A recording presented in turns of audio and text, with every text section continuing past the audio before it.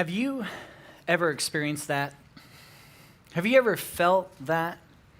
Just that feeling overwhelmed, feeling just weary, feeling just exhausted or just down to where tears seem to be just welling up? Have you ever experienced that? Have you ever felt that in your life to where all you want is that bridge over those troubled waters? You know, guys, I have. I've experienced that. I remember several years ago that I had experienced some things in my life that were extremely discouraging. And it wasn't just one thing or a couple things, it was a season of things. It was one relational thing after another family thing, after some works things, and it was just over and over and over, week after week, month after month. And over time, that discouragement, because it just kept coming, that discouragement led to a place of despair, where I lost hope, where I lost, this positive energy. And eventually, it led to depression.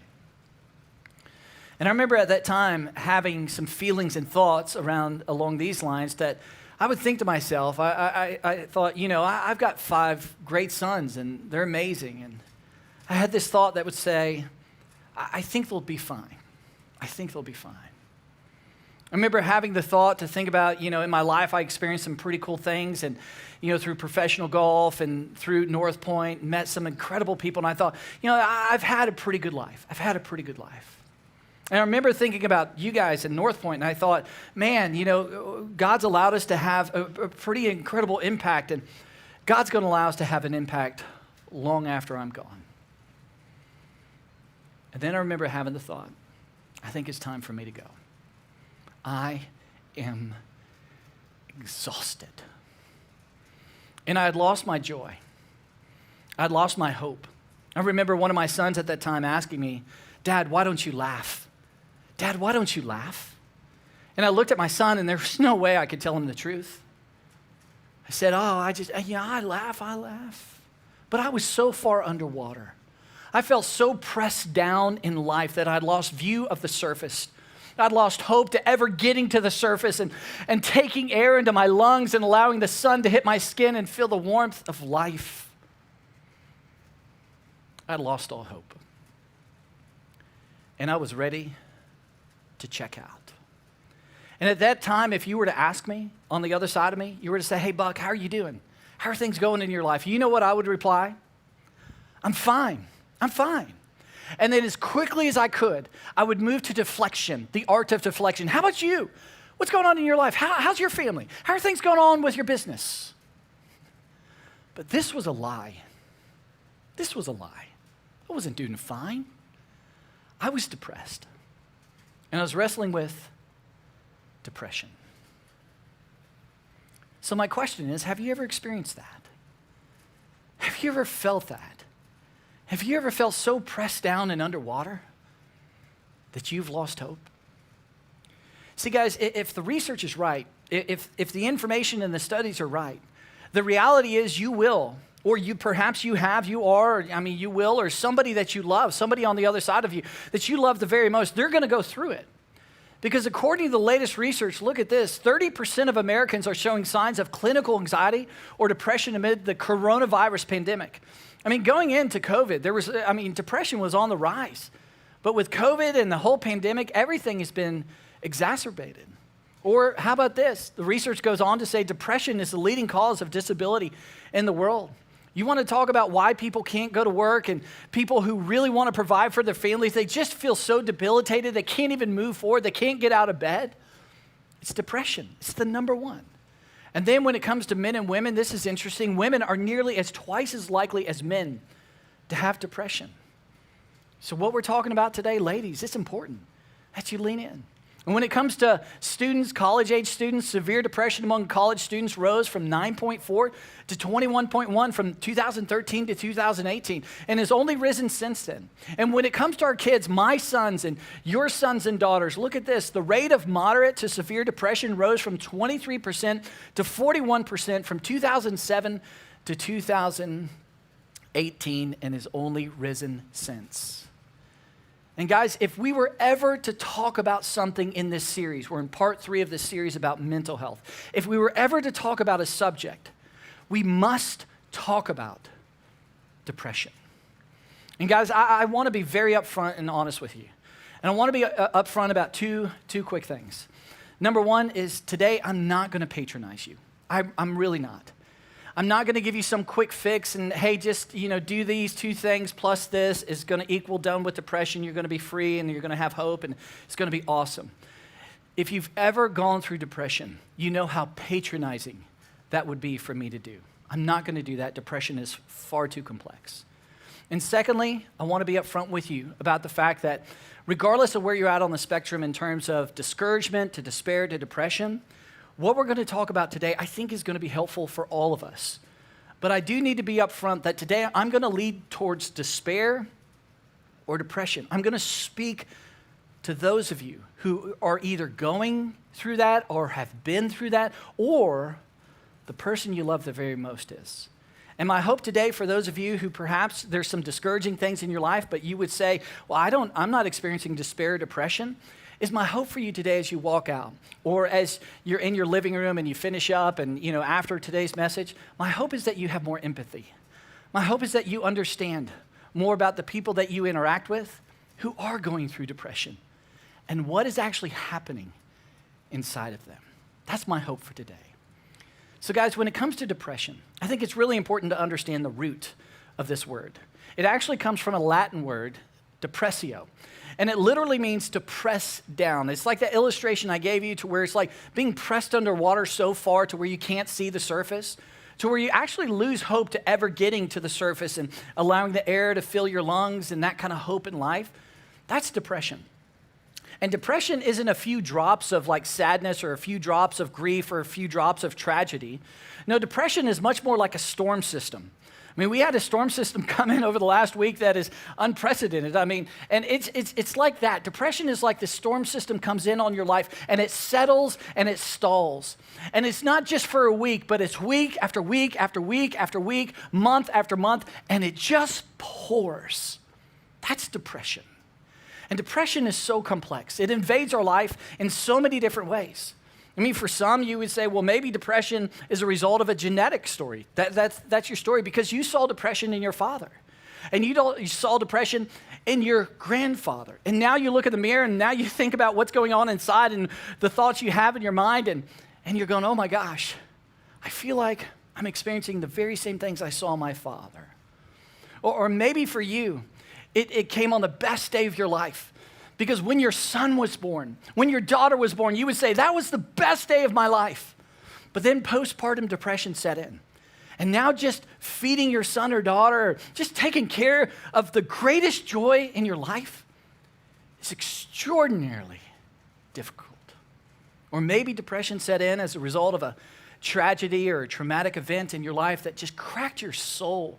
Or maybe it's a result of an addiction and you've been battling this addiction for years and years, but now it seems like the addiction is won and you've given up hope. There's no way you're going to overcome this thing. Or maybe depression set in when you walked out of divorce court. And you thought, man, this reality, never thought it would come my way at all. And guys, I'm telling you, if it does, or perhaps the better phrase, when it does, perhaps in your life or the person you love the very most, what we end up doing is we want that bridge over those troubled waters. If you've ever been on the other side of somebody who's wrestling with depression and you see that despair and the loss of hope, you want to do everything you can to help them. And oftentimes what we do is we go to Google and we start researching and go, what are things that are helpful and practical and can provide hope and can just put one foot in front of the other. And if you go to Google, you're going to find a great list of things that are extraordinarily helpful. At Google, you'll find this list to go in depression. You must exercise. Whatever it takes, you got to exercise. There's a great study out there with thousands of chronically depressed individuals who 65% of them began to see signs of hope and feel that sense of freedom because they took a 30-minute walk every single day. I mean, you gotta exercise. Whatever it takes, exercise. I mean, eat right. Your diet is so important. Be grateful. Meditate. Whatever kind of form of meditation you want. It's all helpful. Don't believe feelings. I mean, those feelings there's just so many of those are lies. Be honest with what you're feeling. Don't isolate. Isolation is one of the worst things you can do in depression. And volunteer, get in other people's lives. I mean, see that you're not alone, that people around you are going through difficulty as well. And guys, here's the deal. All of this is helpful. All of this is a great step forward. It's like, man, how do I begin to break free? How do I just get a little bit of air? Well, this can provide a little bit of air. And if you're a Christian, we also have a list. And the list would be something like this. Make sure and pray. I mean, if you're depressed, you got to make sure, pray, go to church, read your Bible, stay connected. I mean, this whole series, we're talking about how important it is to be connected. I mean, remember God's promises, count your blessing. And guys, those are important. I mean, those are right. Those are correct. Those are things that we can do to take a step, to begin to move towards the surface, to begin to build that bridge over those troubled waters. And I think those are important. But can I just be really honest? If you've ever gone through depression, or if you know somebody, oftentimes this list actually compounds depression. Because you wake up in the morning and you're like, okay, I didn't pray, I didn't exercise, I didn't eat right, because all I want to do is eat the worst foods for me because they make me feel a little bit, better. And all I want to do is feel better, and I'm eating the worst foods, and man, I wasn't thankful, I didn't volunteer at all. And now all of a sudden, you feel more depressed than before because of the list. So the question is, what do we do? How do we begin to move forward? How do we begin to take a step over that bridge of troubled waters? Well, guys, one of the things I absolutely love about the Bible is experientially true. I mean, one of the tests of truth, there's 4 tests of truth, but one of the tests of truth is to go, is it experientially true? And when you read stories in the Bible, you read stories of real life. You read stories just like you and me and what we're going through. I mean, I think about in the Bible when it comes to depression, I think about Elijah. I mean, Jordan talked about Elijah last week. Elijah was a prophet of God. I mean, a prophet is a mouthpiece of God. In other words, they hear directly from God. And as a prophet, the prophet Elijah, he also saw the miracles manifested before his very eyes that defy the laws of physics happen. I mean, he's seen God. But yet you read the story of Elijah, you find him in a cave, completely depressed, wanting to die. That's in the Bible. Or you read stories of people like King David, who was the anointed king of Israel. I mean, here's a guy who's chosen by God, anointed by God, and here's a guy who the very Messiah, Jesus Christ, is going to come from his lineage. I mean, of all guys whose heart is after God, that you would think would never suffer with depression, it would be David, King David.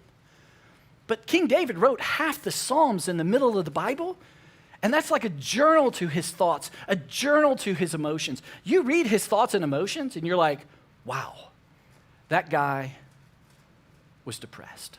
There's all kinds of stories. And today, I actually want to show you just one. Today, I want to show you a story of a priest, and it's found in Psalms 42. And this priest, his responsibility was to lead the people of Israel into the promises of God. His responsibility was specific with music. And this priest, every day when he would wake up, he would, think about the promises of God, think about the truths of God, and write them down. And then he would lead a large number of people in celebrations or religious ceremonies to the promises of God, to the goodness of God, to the hope of God. I mean, imagine this individual. Again, you would logically reason that this individual would never suffer with depression because his hope is always in God. God is his rock. God is his refuge because he continues to remind the people of these very things. But you read Psalms 42 and about this priest, it's clear he was depressed. In fact, here's his words. It's like a journal. Here's what he says. He says, as the deer pants for the streams of water, so my soul pants for you, my God. My soul thirsts for God, for the living God. When can I go and meet with God? And then he says, my tears have been my food day and night, while people say to me all day long, where's your God? Where's your God? In other words, what he's saying is as a deer pants for water, in other words, think of like a deer being chased by a predator, And the deer is completely out of energy, totally exhausted. And all the deer longs for is a little bit of water, is a little bit of relief. He's like, that's me. And in depression asks questions. And depression asks the question of, where's God? Where's God in this mess? Where's God in this tragedy? Where's God in this financial hardship? Where's God in this storm or this pandemic? Where's God in my marriage? Where's God with my son or daughter? Where's God? So the question is, well, what does this priest do? I mean, because perhaps you have felt those same feelings and ask those very same questions. What do we do? Well, the priest gives us some insight and says, these things I remember as I pour out my soul, how I used to go to the house of God under the protection of the Mighty One with shouts of joy and praise among the festive throng. In other words, man, I remember. And that is key. That is important. And depression is to remember what's true. Don't forget what's true. I mean, remember the goodness of God. Remember the promises of God. Remember the faithfulness of God. And that's a wonderful thing. But let's pause a second and let me ask you a question. Is that what the priest is actually saying in this passage? The answer is no. 2 words. I used to. I used to. I used to remember when I wrote those songs and could walk in and sing about the promises of the Mighty One. I used to do that. And the same reality is true, perhaps for you or for the one that you love who's going through depression. I used to remember how I could tuck my son in at night. I used to remember what my family was like. I used to remember those family vacations. I used to remember that financial security. I used to remember even going to church and actually looking forward to singing music. But now, no longer. And those thoughts of what you used to be able to do, just again, compound depression. So the question is like, is there anything of relief? Is there anything of hope? Well, the priest goes on and says something that I need you to lean into and pay attention to, because this is so helpful. The priest goes on and says, why, my soul, are you so downcast? Talking to his soul. Why are you just so disturbed within me? Put your hope in God, for I will praise him, my Savior and my God. This is so important. In depression, one of the most important things you can do is talk to what's happening in here. Be curious about your feelings. Be curious about your emotions. Inquire about your thoughts. Why am I thinking this way? What are these emotions? What are these feelings inside of me? And then the priest begins to preach to himself, which is so fantastic. Begins to say, okay, I feel this and I'm asking questions, but here's what's true. God, you are my rock. You are my refuge. That's what's true.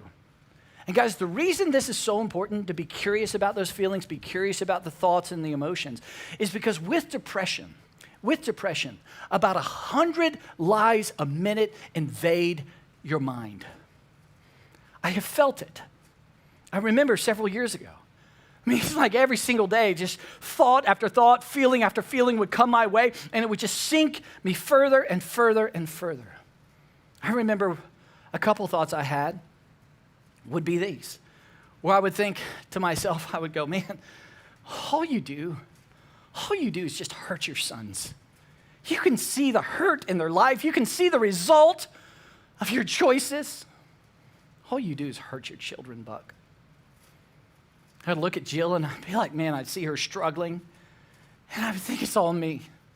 It's all you do is hurt your wife. And everything you try to do to help her, it just ends up hurting her. All you do is hurt your wife. And Buck, all you do is hurt people. Your advice is terrible. And I remember thinking, it's time to go. It's time to check on out. I'm done. I'm exhausted. I'm telling you, with depression, 1,000 feelings and thoughts invade your mind by the minute. And when I experienced that, when those were coming my way, there was someone in my life that was so helpful. Someone in my life who wasn't trying to fix me, but was just walking with me. And that person, as I shared my thoughts with this individual, that person said something to me that was so profound and said, Buck, you need to understand feelings are not facts. Feelings aren't facts. Feelings may feel factual to you. In other words, those feelings and those thoughts, they're real. They feel so true. But your job, Buck, is to be curious. Ask questions. Get to the bottom of those feelings and discern whether or not they're actually true. They feel true, but are they true? And whose voice is that? And where do those feelings come from? And ultimately what you want to do is get to a place, Buck, that you can say, I don't have faith. Faith is confidence in. Faith in my feelings. I have faith in the facts. I feel unlovable. I feel terrible. Feeling. Fact. God knit me together in my mother's womb. That I am the apple of God's eye. Fact. That it's so important to be curious, to look into those feelings and those thoughts. So maybe that's our way forward. Maybe with depression, maybe our way forward is to think this: the thing to do that makes depression done is talking to our own hearts. Be curious. Ask questions. Whose voice is that? Where's that feeling come from? I mean, where's that generating? Is that from my childhood? I mean, what's going on here? Are these true? Maybe that's it. Or maybe not. Because of what the psalmist, what the priest says next. The very next words, my soul is downcast within me. To which I just want to go to this guy. What's going on here? Where are you at? Because I feel like you're on this roller coaster of, man, I feel underwater, but oh, I have hope. I feel underwater. Oh, I have hope. I mean, you're back and forth. You're all over the place. I mean, what is it?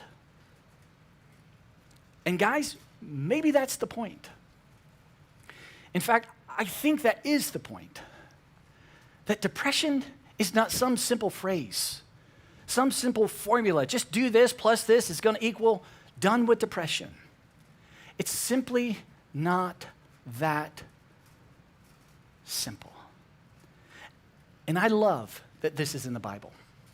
Because as I alluded to earlier, I mean, there are real people in real history that are feeling the same things, questioning the same things, experiencing what we experience. Depression. It's very real. And I love that's in the Bible. And the reality is, there's no simple fixes. There's no easy formula. And that's really important, especially if you grew up in church. Because if you grew up in church, oftentimes what you heard is, hey, just do this and that, tape these on your mirror and everything will be just fine. It's just, because pastors and priests and reverends, they want to give you hope, and that's important. I mean, that's part of our role. And oftentimes when I think about the church and perhaps your religious experiences, or maybe from a distance, some religious experiences you've had, or maybe some Christians you knew who talked about what to do in depression, maybe it's kind of like this. Here's how I want to illustrate it. Think about this movie. And if you have kids, you've probably seen this movie. It's called Inside Out. And the movie's all about emotions and how your emotions kind of interact with one another. And in the movie, there's the emotion of sadness. And sadness looks like this. This is sadness. And all throughout the movie, sadness is just knocked down. And sadness has joy, and joy is the other emotion that in the movie continues to talk to sadness and says, sadness, just do these two things and it'll get you back up on your feet. Do these three things. It'll just help you walk again, give you some relief. Come on, sadness. Come on, sadness. And sadness gives us a shot. I mean, sadness is like, okay, I'll do it. And sadness begins to get on her feet, and she falls back down, falls back down, falls back down. And I'm telling you, when I think of that tension in the movie, it reminds me of the same tension I see in the church. Where in the church, it's this idea. It's Jesus. Hey, all you need is Jesus. I mean, Jesus will give you the right phrase. Just pray the right prayer. Just do the right things. Just tape the right things on your mirror. Put the right things on your phone. If you just remind yourself of the promises of God, and don't lose sight of those, then you're going to find that bridge over troubled waters. And it's all going to be okay. Now, let me just say two things. One, anytime you see your pastor with stuffed animals on stage talking about depression, that possibly is depressing you right now, right? I'll just be honest with that. But for the sake of an illustration, my point is this. Guys, I think the church has done a disservice to make this thing so simple, to somehow give some, false hope and a little bit of patronizing to go, hey, just tape this one verse and it's your way forward. And I'm not saying those things aren't helpful. Those things aren't beneficial. But it doesn't fix depression. It doesn't allow you to be done with depression. So, what do I say to you? How do I provide some words of hope? Should I say that, you should just pray more? Just do that? Should I just say, hey, be more grateful, count your blessings, it's so important. You'll put 10 things that you're grateful for every single morning, that's going to help. Should I say just stay in church? I mean, I could, and I would be right. I mean, those things are wonderful, and they're very pragmatic, and they're helpful in the moment. But again, it's not what ultimately helps you find that bridge over troubled waters. So what do I say? Where do we go with this? Well, something that I think is so important to understand, perhaps that you've never heard of before, is in the Psalms, many of the Psalms are songs. And in the song that this priest is writing, and that would be appropriate because this priest was responsible for music, in a Hebrew song, there's a thing called a chiasm. A chiasm is the main point, the central point, the thing that you cannot miss. Today in modern pop music, in our modern, music culture, I mean, the chiasm, you could say, would be the central theme of the song, and, it's repeated over and over and over and over, and you're like, after you're listening to the song, you're like, I get the point, In a Hebrew song, very different. The chiasm in a Hebrew song is so subtle. Sometimes it's only said one time, but it's the whole point. So what's the point the priest is trying to communicate? Well, right in the middle of Psalm 42, you find this. By day, the Lord directs his love. At night, his song is with me. The priest is saying to you and to me, these feelings, man, I feel pressed down. I keep trying to do all these things and capture my thoughts and tell myself what you're... At the end of the day, what I've discovered, those things certainly can be helpful. But the greatest way forward is to know that day or night, God is directing his love and he's with me. That word direct in the Hebrew literally means command. Think of like the 10 Commandments. Maybe you think of thou shalt not steal, thou shalt not murder, thou shalt honor your mother and father. I mean, the commandments of God. It's in the same way that God is commanding his love, that God commands his love. And what this looks like and what the psalmist is saying, it's almost like love is right here with God and you are going through depression. And he sees that and his heart hurts for you and he loves you because God cannot not love because God is love, and by the very nature of God, he must love. And he's looking at love and he's looking at you and what you're going through, and he commands love to go meet you. He directs love to go be with you. He directs love to go bring healing to you. And you may go, well, what does that look like? Can we get practical with that? Well, what's important to understand before we get practical is what the psalmist is saying to you and to me, is God's to-do list for the depressed is not something we do. See, oftentimes we're like, well, we got to do all these things and then I'm going to feel free. No, it's far too complex. It's something that God does, that God directs his love. He commands his love. So how does he do it? Well, guys, I don't think I could give you an exhaustive list because God is infinite. God is God, and by the very nature of God, he does it in so many different ways. But I can tell you my story, and I can tell you how God directed his love for me. And God directed as I thought about, what I experienced and what I'd gone through, I thought about, God directed his love to me in a few different ways, specifically 5. And I thought this week I was thinking, God directed his love through pastors. One of the things I did is I felt so underwater is I would kind of force myself to listen to sermons, listen to teachings of other pastors. And I would listen to a pastor teach about God's love, and I wouldn't feel God's love. But a pastor's role is to declare the truths of God in spite of. A pastor's not going to check in with me and say, hey, how do you feel about God's love? And I'm like, well, I don't feel it today. And then the pastor goes, oh, I was going to talk about God's love, but now I'm not because you don't feel that way, right? A pastor's role is to declare God's truth in spite of. And I would listen to these pastors talk about God's love, talk about the fact that I matter, talk about that God can redeem so many things that I've done in my life, that God's love is big enough to forgive. And over, in spite of what I may or may not felt, these words, these teachings were such an encouragement and would subtly, drip by drip, there was no secret formula, but drip by drip, it's how God commanded his love. God also commanded his love in my life through the Bible. And one of the reasons why I tell you to read the Bible all the time is because it's one of the ways that God directs his love for you. And here's what's interesting. When it comes to the Bible, there's a great app that you can get on your phone that I would highly recommend called YouVersion. My son and I are going through, a Bible plan on there. There's all kinds of great resources on it. But the YouVersion is like the whole Bible. And one of the things you got to do on the YouVersion is pick the version of the Bible, right? You got to pick, is it NIV, TPT, is it NAS, KJV, NKJV? I mean, all the different versions.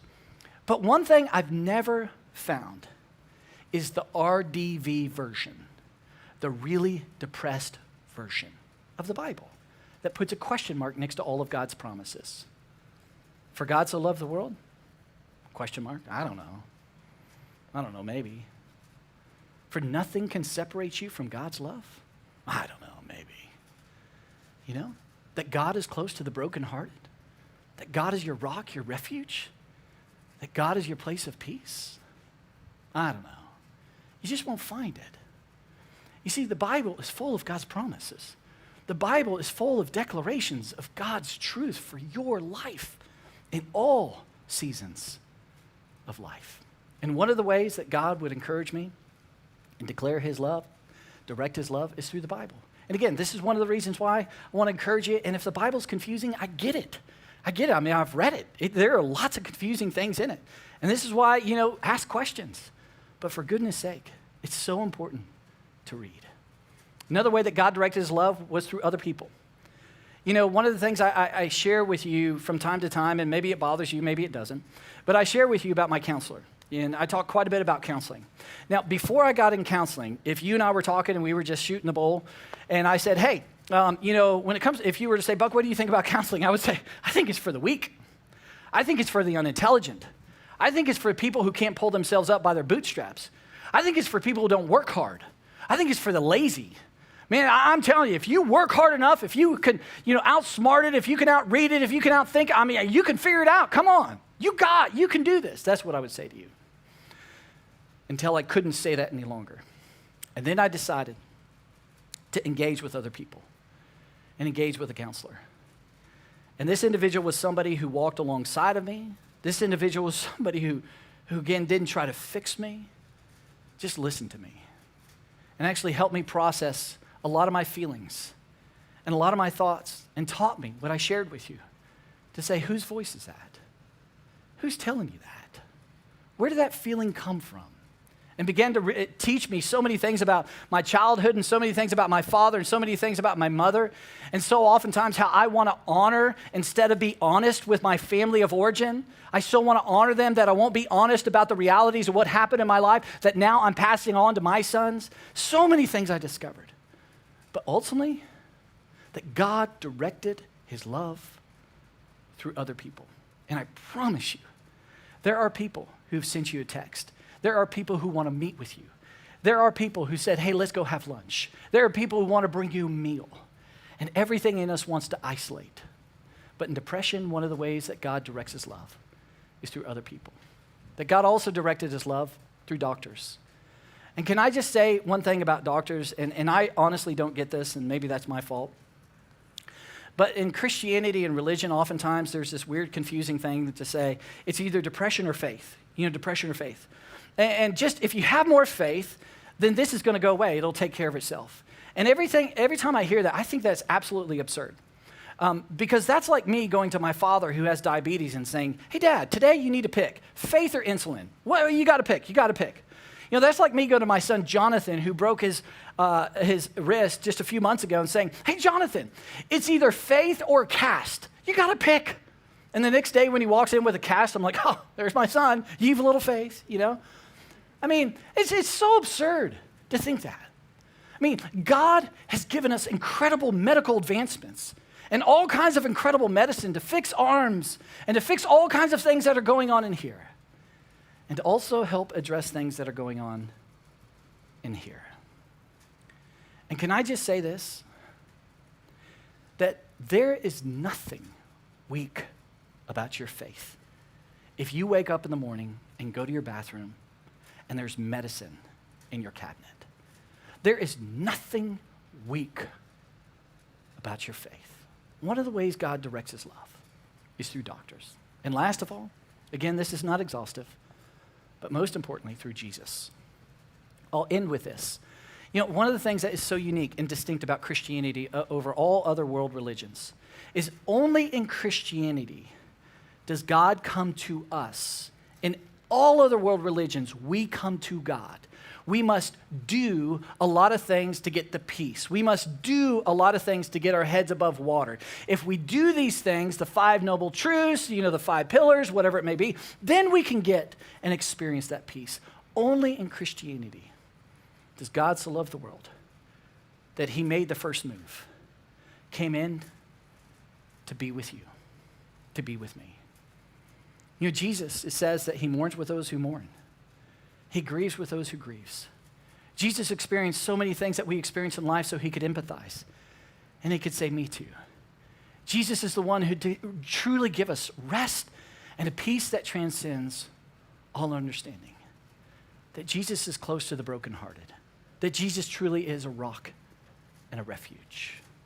So, what do we do to find that bridge over those troubled waters? Well, guys, there's no secret formula. There's no magic sauce. There's no do this and do that and you'll be done. But it's understanding that God directs his love. And one of the greatest ways to experience that is to be able to receive that, to look for it, to open your eyes, to open your heart, to know that God is directing his love through a multitude of ways. And when we can be and embrace God's love and begin to be met by God's love, it begins to build that bridge over those troubled waters that you either will face or someone in your life will face or you are facing. Let me pray for us. Father, thank you so much that today we can have this kind of conversation and that we can talk about the difficult things in life that, honestly, some days I'd rather talk about a lot of other things. But this is real, and you know that. And so, Father, today I pray for those who are really in the midst of depression, that depression, the storms have set in. God, I pray that you meet them in only the ways that you can, that you reveal and direct your love to them, perhaps in new ways, in the most tangible ways. And Father, for those perhaps who aren't wrestling with depression, I just pray that you open our hearts and perhaps soften our hearts, that we can begin to see and to think and to empathize and to understand what people that we love, that what they're really going through. And God, perhaps we can be open to be used by you to direct your love to them. God, open our eyes to that. Show us what that looks like. Thank you so much for this moment. In Jesus' name, amen.